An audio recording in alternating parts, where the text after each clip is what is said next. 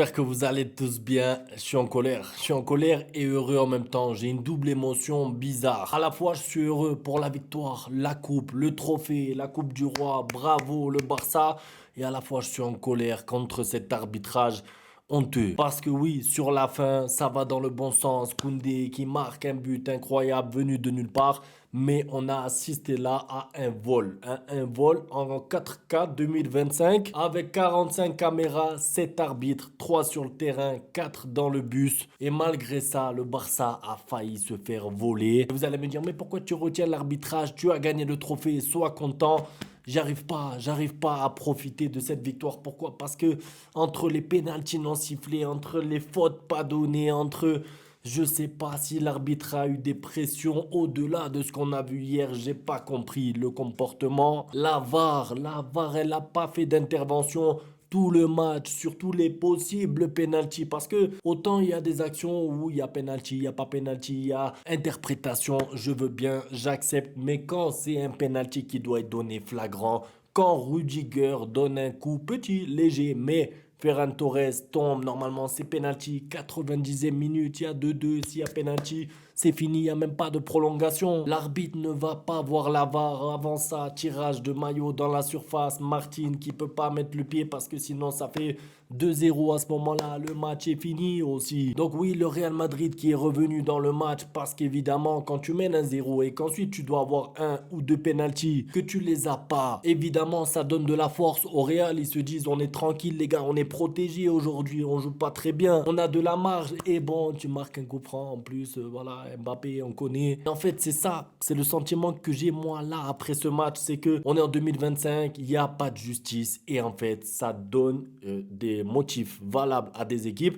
de créer des scènes comme on a vu hier avec le Real qui menaçait de ne pas aller sur le terrain, qui ne voulait pas jouer le match, qui voulait changer d'arbitre. Et ben voilà, ça récompense ça. Ça veut dire qu'en fait, ça envoie un message clair au monde du football entier, c'est-à-dire faites des menaces, menacez les arbitres, ça va vous aider. Ça veut dire que si vous menacez les arbitres, si vous menacez de vouloir soit pas jouer, soit changer l'arbitre, on va vous aider, on va aller avec vous. Moi, je trouve ça grave. Franchement, tout le match, même quand le Barça a marqué le 3-2, j'avais ce petit sentiment-là de colère et de haine. Et oui, je sais que c'est que du football, donc tout est relatif, évidemment. Mais en fait, je trouve ça trop grave. Je trouve ça trop grave parce qu'à chaque fois qu'on parle de l'arbitrage, il y a des Madrilènes qui nous disent ah oui, mais non, mais parce que en fait, c'est vous qui avez volé en 2009 contre Chelsea, Negreira, pas Negreira.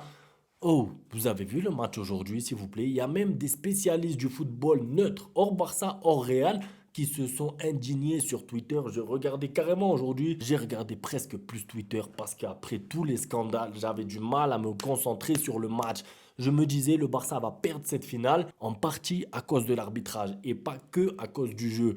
Si le Real gagne la finale en étant meilleur, on sera dégoûté, mais on n'aura pas ce sentiment de colère. Moi, ce sentiment de colère-là, je l'ai que quand il y a des scandales comme ça. Il y a des problèmes d'arbitrage, des buts refusés ou des pénaltys pas donnés. Et j'ai ressenti la crainte, en fait, aujourd'hui. J'ai ressenti la crainte chez cet arbitre.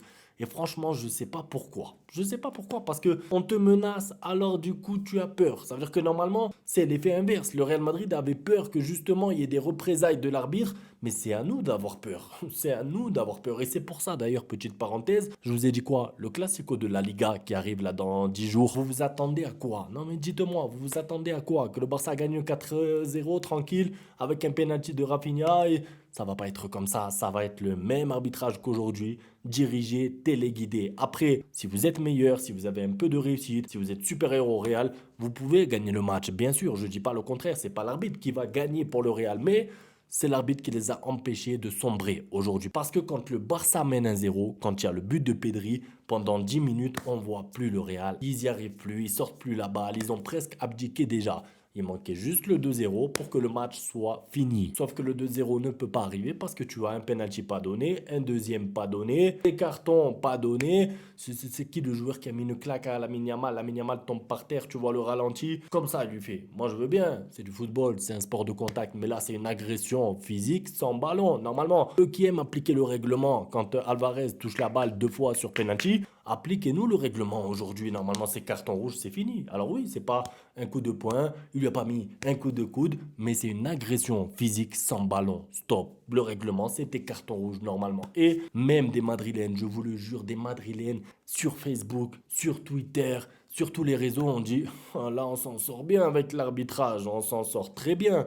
Bien sûr que tu t'en sors bien parce qu'à 2-0, c'est plus le même match.